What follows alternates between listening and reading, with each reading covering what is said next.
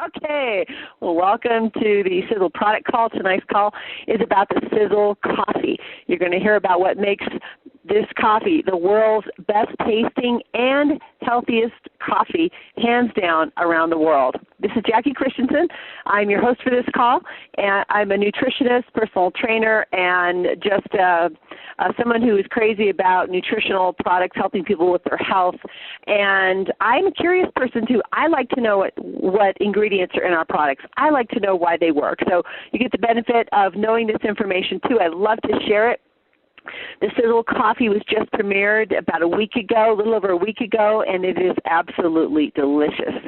And if you haven't tried it yet, put your order in. If your order's in, I know they're backlogged because we are selling more. Sisel is selling more coffee than even expected, so it is just fantastic. So the coffee that we're talking about tonight is called the Panamanian Bouquet Geisha blend, and Bouquet is a place. It's a place in Panama. It's a small town on the Caldera River. It's in the Green Mountain Highlands of Panama. It's about 60 kilometers from the border of Costa Rica, and it's at about 3,600 feet in elevation, and its climate is about 10 degrees cooler than that of the lowlands. So our coffee beans are grown in exquisite conditions. We're talking from the soil, volcanic ash soil, to the humidity of the rainforest, just all these elements that make a great coffee bean are right there. The elevation is great because it's closer to the sun, and there's 4 chromosomes instead of 2, which adds to the flavonoids and makes the coffee even more delicious. Now, if you want to know more about the coffee and where it comes from and all that good stuff, you can go back and listen to any of Tom Maurer's calls on the subject. Tonight, we're going to be talking specifically about what's in the coffee. Before I get to that, I'd like to share something that Tom Maurer Jr. put together in case you didn't have enough reasons to drink Sisel coffee. There's 2 main reasons people drink coffee. One is for the effect. The other one is for the taste. So now we have another reason to add to that, and that is the health benefits. And number 1 reason to drink more coffee is that it cuts the pain. 2 cups of coffee can cut post-workout muscle pain by up to 48%. Number 2 is that you can increase your fiber intake by drinking coffee. What do you know? A cup of brewed coffee represents a contribution of up to 1.8 grams of fiber of the recommended intake of 25 to 35 grams. Number 3 is protection against cirrhosis of the liver. Number 4 is lowered risk of type 2 diabetes. Those who consumed 6 or more cups per day had a 22% lower risk of diabetes. Number 5 is a lowered risk of Alzheimer's disease. Yes, there's considerable evidence that caffeine may protect against Alzheimer's disease. Number 6 is that it reduces suicide risk. A 10-year study of 86,000 female nurses showed a reduced risk of suicide in the coffee drinkers. Number 7, protection against Parkinson's disease. People with Parkinson's disease are less likely to be coffee drinkers than their healthy siblings. So the ingredients in coffee are just a plus. So coffee is the cake, and the ingredients that Sisel has added to them, the health ingredients, are just the icing on the cake. They have a tremendous health benefit. So I'm going to be talking about these 4 ingredients: chaga, bacopa, as well as Ganoderma, and gotu kola. So let's talk about the king of herbs first. That's called a chaga. It's spelled C-H-A-G-A. It is a fungus in the Hymenocea Picea family. It's a parasitic on birch and other trees, and it's irregularly formed, and it's not very pretty. It has the appearance of burnt charcoal. Everyone knows what that looks like. Chaga is a woody growth. It's found in birch and other trees. It's tasteless, it's odorless, and it makes it a prime nutritional companion to coffee. It's known by the Siberians in Russia as a gift from God. It's a vibrant supplement that has been used by humans to support health for generations. In fact, the Japanese call it the diamond of the forest, while the Chinese call it the king of plants. Now, chaga grows exclusively in high altitudes. And it's grown in very harsh, cold conditions to survive. It concentrates natural compounds for its own protection. That's why it's so powerful. It also strengthens and heals the tree which it grows on by making potent phytochemicals, including sterols, phenols, and enzymes. More about that later. But it is a fungal parasite which draws its nutrients out of living trees rather than from the ground. Now, fungi digest food outside their bodies by releasing enzymes into the surrounding environment, breaking down organic matter into a form that fungus can then absorb. So, a look at the research on chaga shows a similar pattern with respect to its effect on tumors. The healing properties of the chaga mushroom are pretty incredible. Chaga's purifying and healing properties have been known in Russia since the 16th centuries, and nowadays many people in Siberia still brew and drink chaga mushroom tea instead of usual black tea or coffee. So they drink it like a tea for the medicinal properties. It's been noticed that in areas where people regularly drink chaga tea, the rate of cancerous diseases among local folk is much lower than in neighboring regions, and stomach problems among local population is almost unheard of. Many people in Siberia who drink chaga tea daily usually live very long, some even over 100 years old. Now, chaga mushroom is also a primary adaptogen. It's a cancer fighter. It's an immune system modulator. It's an anti-tumor agent. Here's where you got to take notes, guys. It's a gastrointestinal tonifier. It's a longevity tonic, and it's a genoprotective agent or a DNA shielding agent, protects DNA. The main distinction of chaga from other medicinal mushrooms is that it's composed of a complex of antioxidant pigments, chromogens, which are not found in other mushrooms. Now, there's more. There are other biological active substances in chaga that make this mushroom so powerful. They are polysaccharides. You probably heard that from the fucoidan, alkalines, phytonutrients, organic acids, and many important minerals and microelements such as calcium, zinc, magnesium, chromium, and others. There's numerous B vitamins such as riboflavin, niacin in beneficial amounts, and it's one of the world's best sources of pantothenic acid, a type of B vitamin, and it's a vitamin needed to support the adrenal glands and digestive organs. It also contains flavonoids, phenols, minerals, and enzymes. Now, various substances found in chaga possess powerful anti-cancer and anti-tumor properties. Many of anti-cancer properties are now being attributed to beta-glucans and melanin, and chaga has a high level of melanin that protects DNA and fights radiation by activating a pineal gland. Now, according to the Russian Medical Academy, chaga has a positive effect against lung and liver cancer. It calms the nervous system. It's proven to positively affect various stomach diseases and ulcers. It stimulates the immune system. It helps to reduce blood sugar and fight diabetes. In Russia, chaga was approved for public use against cancer by the Medical Academy of Science in Moscow in 1955. Therefore, Russian scientists are very confident about real properties of chaga because numerous studies and clinical trials have been conducted in the country since then.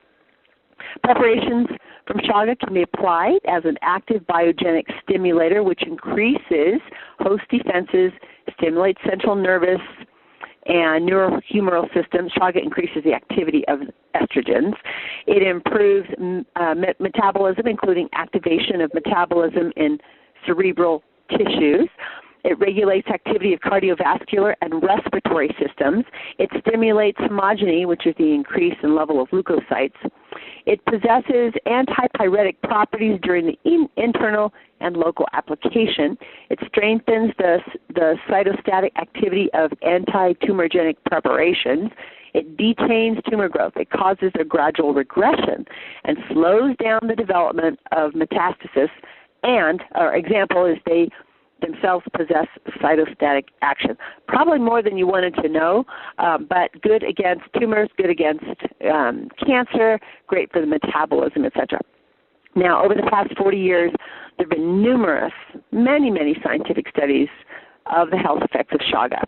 And not only have they been studied, they've been published. So if you're interested in learning more, or you wish to evaluate these studies or see exactly what the studies are for yourself, go ahead and visit PubMed. So www.pubmed, as in published medical, pubmed.gov, G-O-V.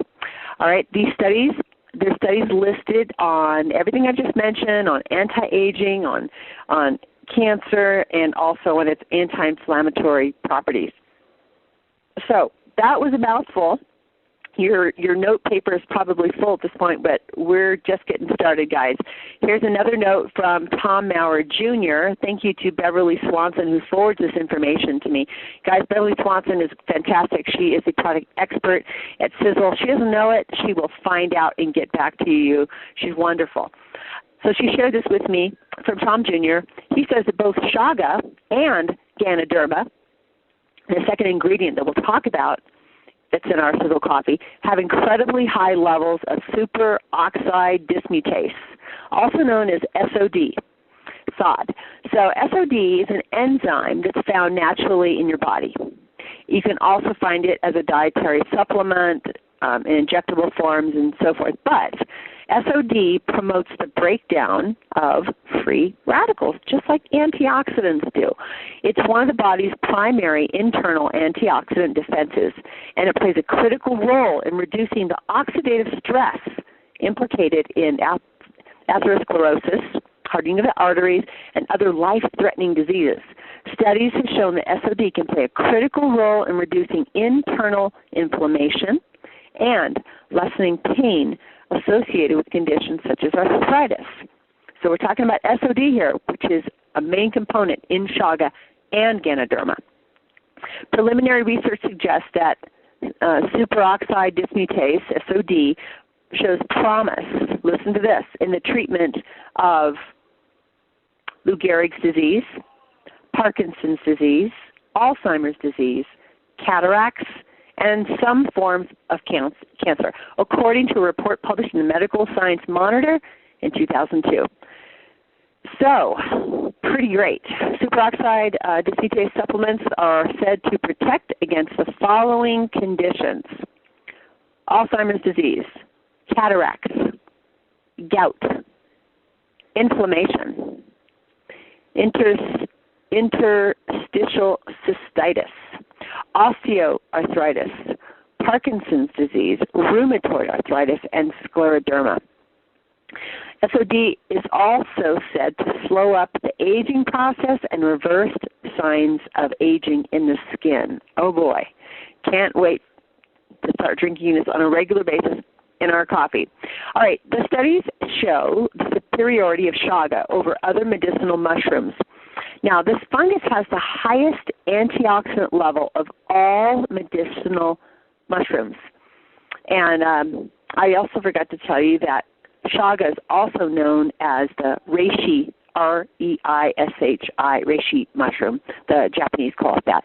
But the SOD amounts of most mushrooms are between the limits of 14 to 1,500. Well, guess what? Chaga has 35,000. SOD stands, wait, I already said that. Never mind. That's a lot. So 35,000 in chaga compared to most of the mushrooms between 1,400 and 1,500. That is a very high antioxidant level. Wow. All right. Our chaga extract at Sisel contains more than 55 times higher levels of SOD than raw Ganoderma reishi mushroom, 23 times higher than Agaricus blazei, B-L-A-Z-E-I, 318 times higher than Philinus lentius, 25 times higher than lion's mane mushroom, 25 times higher than maitake mushrooms, Siberian chaga extract contains an extraordinary amount of SOD, and again, these are enzymes that help keep cell membranes supple and healthy also. Since SOD enzymes in our body decrease as we age, we depend on our genetic predisposition, but now we can depend on SOD found in the chaga, found in our healthy coffee. Phew, okay. That's all about chaga, and that's all about SOD. We're going to go to the second ingredient in our coffee, and that is called Ganoderma. Ganoderma.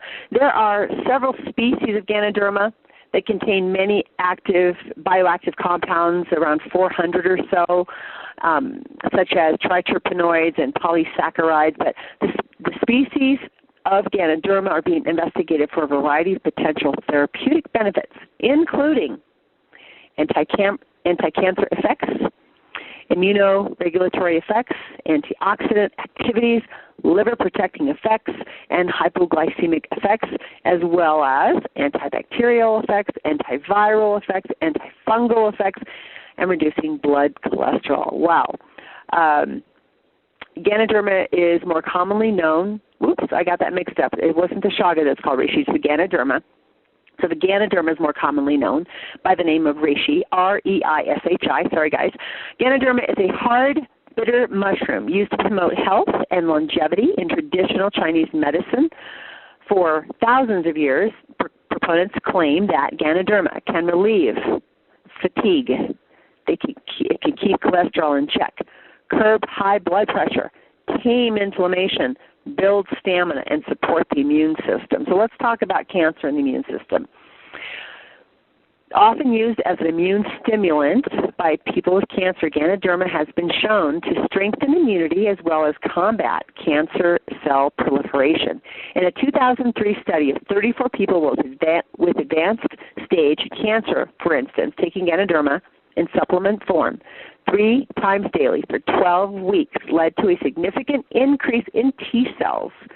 These T cells are known to play a central role in immune defense. Now, lab tests on breast cancer cells, meanwhile, found that combining extracts of Ganoderma and green tea heightened the mushroom's ability to slow cancer growth. And you can do your own research on more information on cancer and the immune system with regard to the Ganoderma if you'd like. The next benefit we're going to talk about is antioxidant benefits that the Ganoderma has. Several small studies have suggested that regular use of Ganoderma supplements may increase your level of antioxidants, compounds thought to protect against disease and aging, and, of course, free radicals. Keeping the free radicals in check, it really is a key component of anti-aging. Next, we're going to talk about relief of urinary tract symptoms. In a 2008 study of 88 men with urinary tract symptoms, researchers found that Ganoderma was significantly superior to placebo in providing symptom relief. So you can use Ganoderma for general health also. And by the way, Ganoderma is also found in capsules and liquid forms at the health food stores, but you don't have to buy that. You can just drink your healthy coffee. And keep in mind that Tom Maurer and scientists at Sisel are putting in therapeutic doses of these ingredients in the coffee. In 1 cup of coffee, you get a therapeutic dose. All right. Some people might experience some of these things from Ganoderma, so just be aware. Dry nose, dry throat, nausea, gastrointestinal problems as in nausea when taking Ganoderma. So if you have any of these symptoms, now you'll know, it could be Ganoderma. Most people do not have any symptoms at all, but just a possible side effect. And I always like to tell you about the benefits and any possible side effects just for your own use. The mushroom might interact with certain medications, such as anticoagulants, blood thinners, and some chemotherapeutic agents. So it's important to tell your doctor if you're currently taking or using Ganoderma and taking any of the medications I just mentioned. All right, the next ingredient we're going to talk about is gotu kola. Gotu kola is a member of the parsley family, and it's long been used in traditional Chinese medicine and Ayurvedic medicine, from India, traditional medicine of India, to heal skin conditions such as psoriasis, fight mental fatigue, treat asthma, fever, and stomach ulcers. So it's also sold as an herbal supplement, and it's marketed as a memory booster and natural remedy for anxiety and depression. So Gotu Kola has yet to be extensively researched, but a few studies have shown that the herb may help with these health problems. Anxiety, triterpenoids, which are a group of compounds found in Gotu Kola, may ease anxiety, according to a 2000 study. In an experiment involving 40 healthy adults, scientists discovered that those taking Gotu Kola were less likely to be startled by new noises. Since the acoustic startle response may be a marker of anxiety, the study's authors suggest that Gotu Kola may decrease anxiety symptoms. It's also helpful with mood disorders, and a group of adults took Gotu Kola at various doses once daily for 2 months. Results revealed that the study members on the highest dose had improvements in mood as well as memory and cognitive function. Also, varicose veins, a number of studies indicate that Gotu Kola may stimulate circulation and help fight varicose veins and venous insufficiency, a condition that impairs flow of blood through the veins. There are a few possible side effects. They're pretty rare. They are possibility of upset stomach, headache, drowsiness. And also Gotu Kola can make your skin more sensitive to the sun, so it's important to limit your sun exposure and use sunscreen while taking it. People with liver disease should also avoid Gotu Kola. Medical experts advise against using Gotu Kola if you have a history of squamous cell carcinoma, basal cell skin cancer, or melanoma. All right. The last ingredient that we're going to be talking about is one of my favorites. It's called Bacopa, also known as Bacopa monnieri. You might have heard this, Bacopa, because there is Bacopa in the brain vitality. There's also components of Bacopa in our TSX. That is, excuse me, Bacopicides and bacicides used in the TSX. So Bacopa is an herb long used also in Ayurvedic medicine, traditional medicine of India, and although Ayurvedic healers typically use Bacopa to treat anxiety and memory disorders, Bacopa is also touted as a natural remedy for hypothyroidism. That's low thyroid function. Benefits of Bacopa to date include promise in treatment or prevention of the following health problems: memory disorders, Alzheimer's disease, and stress. So as far as memory disorders, several studies indicate that Bacopa may have preserved memory and enhance cognitive function. In a 2001 study of healthy adults, for instance, participants who took 300 milligrams of Bacopa for 12 weeks showed significant improvements in memory, in addition to learning and reducing anxiety. And in 2008, a study of 48 dementia-free older adults ages 65 and up, researchers found that 12 weeks of treatment with Bacopa at a dose of 300 milligrams per day led to significant improvements in memory, depression, anxiety, and heart rate. For Alzheimer's disease, the findings from animal studies and test tube research suggest that Bacopa may help fight Alzheimer's disease. In a 2008 study of brain cells in culture, for example, scientists discovered that antioxidants in Bacopa helped suppress oxidative stress, which is a destructive process thought to contribute to Alzheimer's. And in a 2010 study on rats with an animal model of Alzheimer's, Bacopa appeared to preserve memory and protect against loss of function in brain cells. As far as stress, a 2002 study on stressed rats, study on rats shows that Bacopa may help alter the activity of certain enzymes involved in the stress response, suggesting that Bacopa could allow the brain to be prepared to act under adverse conditions such as stress. So, as far as side effects, Bacopa is generally considered safe. It might cause minor side effects, such as dry mouth, nausea, muscle fatigue. I've actually taken Bacopa for many years now. I used to drink it, have it in a tea and I noticed the difference when I drank that as far as mental clarity and focus and mental energy, and then I felt the same effect the first time I would say the second time I had the coffee, which was a week ago Sunday. Just a feeling of clear-headedness and focus, and it just feels great. Love back up. All right, so those are the 4 ingredients. Those are doozies, aren't they? Those are powerful. If you went back and counted all the benefits of these 4 ingredients, I'm sure there would be hundreds. Now, as far as miscellaneous coffee facts, some people might say, well, I hear coffee's not good for you. Or, I haven't read anything about coffee. Doesn't coffee center go? Isn't coffee bad for your central nervous system and so forth? Well, all that is old and outdated information. There are a number of research studies that have come out recently, and there's endless studies on the benefits of coffee, and I'm just going to give you a few of them.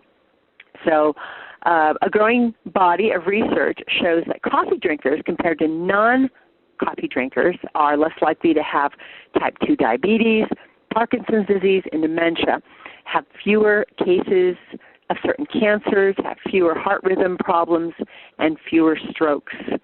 So coffee may counter several risk factors for heart attack and stroke.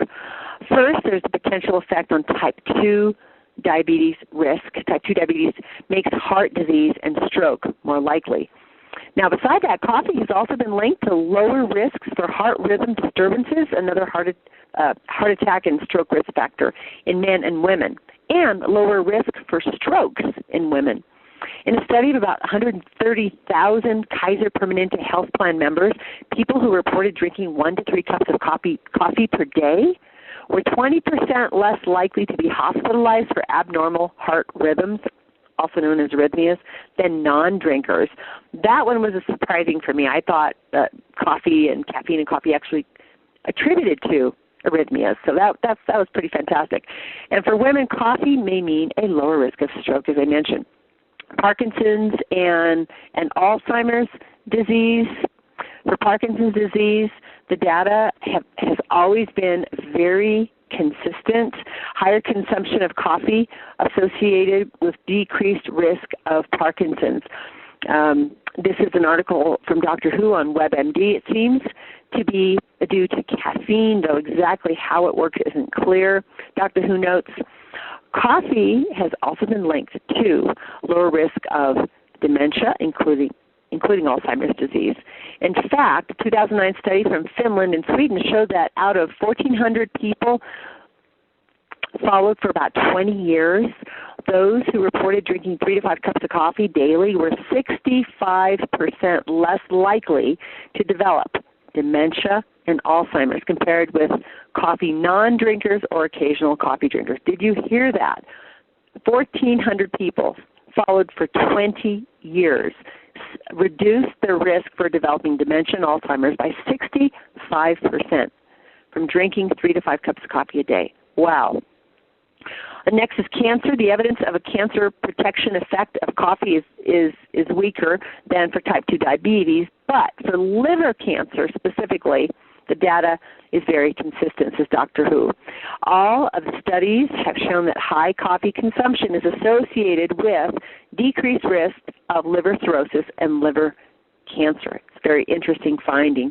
Again, they're not clear exactly how it works. There was an article that Tom Maurer posted a few days ago, and I think they've broken the code. He caught an article that actually found out what that component in the caffeinated coffee has that does, that lowers that risk of liver cancer. You have to go back to Tom's Facebook page and pick that up. But there's also some new prostate cancer research that I posted earlier in the week. Researchers at the Harvard School of Public Health studied almost 48,000 men for 12 years and found that drinking up to 6 cups of coffee a day lowered the risk of prostate cancer. So pretty great news. So I think that's all I want to cover with you tonight. My computer went to sleep here. Let me just wake it up. And I will unmute the lines. And I'll continue recording. And if you have background noise, please press *6 for a nice clean call. If it gets too noisy, what I'll do is I'll mute it again, and then you can *6 to unmute. So here we go. Oprima la estrella. You are all unmuted. Usted puede volver a este menú en cualquier lugar en el sistema, oprimiendo la tecla de estrella. I have a question, Jackie. It is Susie. Hi, Susie. I've had 3 people ask me, and I really would like to answer, if you're allergic to mushrooms, the coffee, and what's the answer there? Well, the answer is these are particular types of mushrooms. So they would need more information on what species of mushrooms they are allergic to. If they might have to get tested again, or they can go back to the doctor that tested them about the specific results, because normally they do check a certain species of mushrooms or certain types of plants or types of foods in a food category, so they could find out from their healthcare provider. Common sense tells me that to be very leery. And it also depends on the degree of their allergy. Is it a food insensitivity, or is it a true allergy where their throat closes up that they wouldn't want to take a chance? They can also check with maybe a naturopathic doctor, their naturopath or natural health care provider would know more information about that. General doctors don't really know too much about supplements and mushrooms and things like that, but alternative healthcare professionals would be the ones to check with. Thank you. You're welcome. They're more under their customer ID, which sounds for me. Anyone have any questions or comments on the call tonight?